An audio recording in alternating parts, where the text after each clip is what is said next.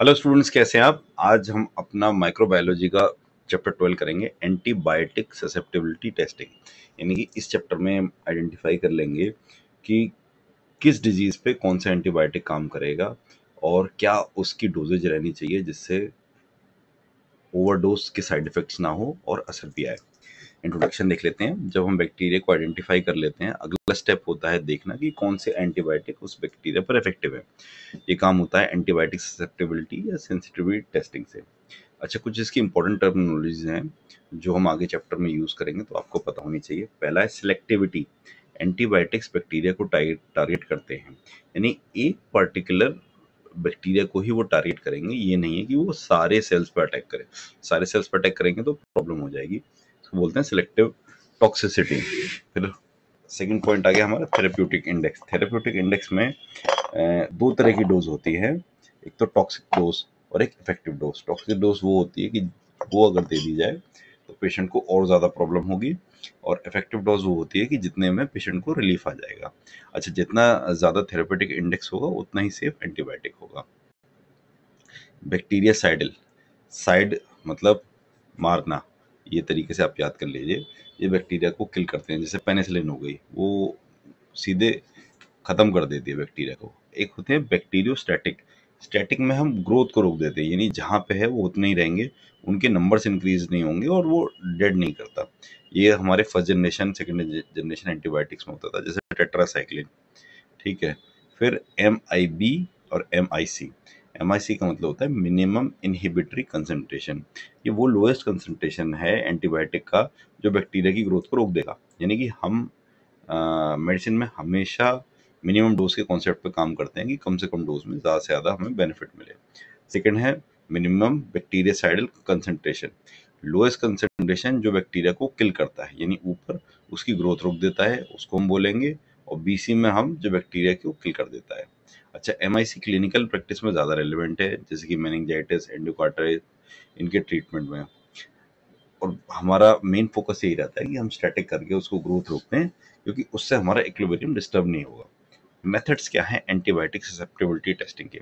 सबसे इम्पोर्टेंट है डिस्ट्रीफ्यूजन, जो कि कर्बी बोरर मेथड जो साइंटिस्ट थे उन्होंने दिया था।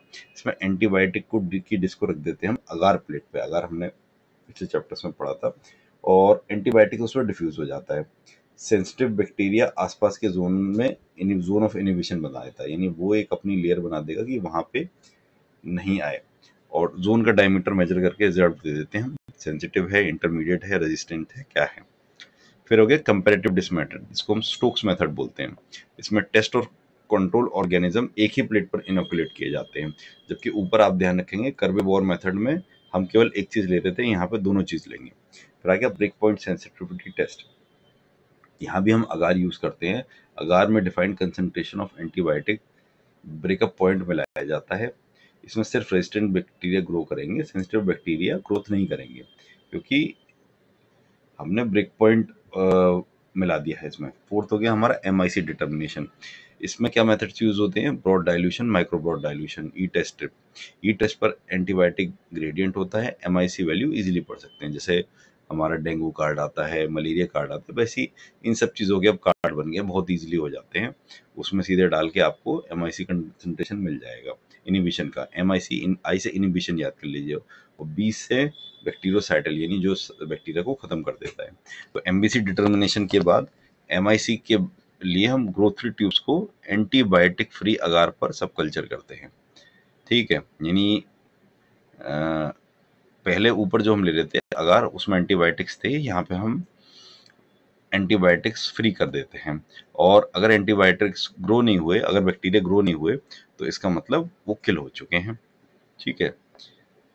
Detection of resistance mechanisms, beta lactamase detection, MRSA resistance genes, MCA rifamycin resistance jeans.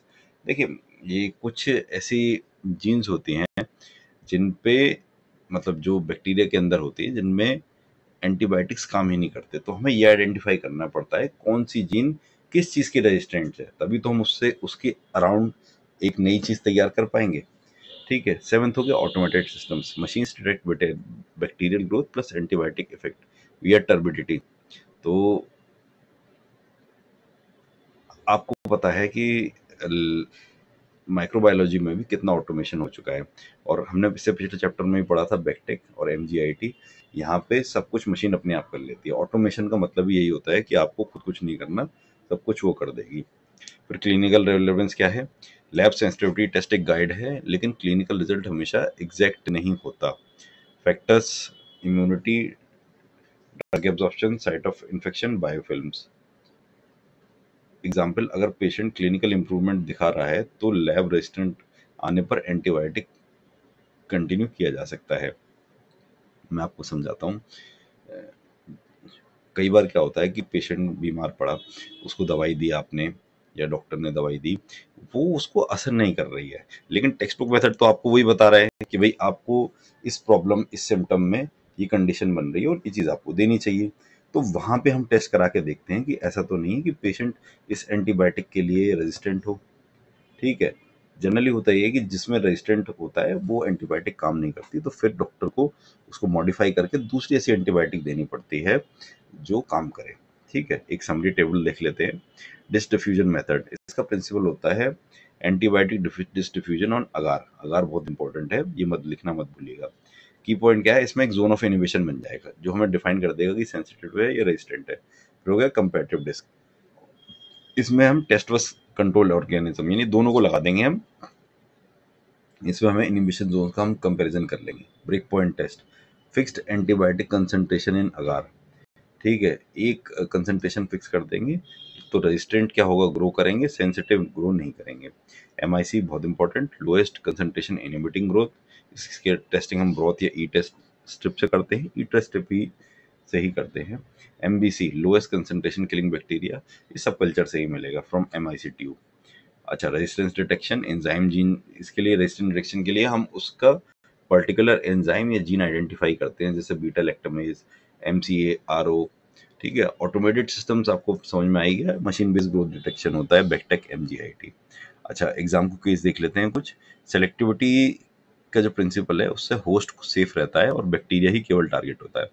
Therapeutic index जितना हायर होगा उतनी सेफर ड्रग होगी। एमआईसी ग्रोथ इन एम्बिशन है, एमबीसी किल है। डिस्ट्रीब्यूशन कर्वे बॉर मेथड होता है। ब्रेक पॉइंट टेस्ट में क्या होता है, रेजिस्टेंट तो ग्रो हो जाएंगे, सेंसिटिव रुक जाएंगे। ठीक है, अब बाकी ये आपने देख ही लिया। इसी के साथ ये चैप्टर हमारा कंप्लीट हो गया। अब कुछ आपको एंजॉय करना, मजा आ रहा होगा पढ़ने में।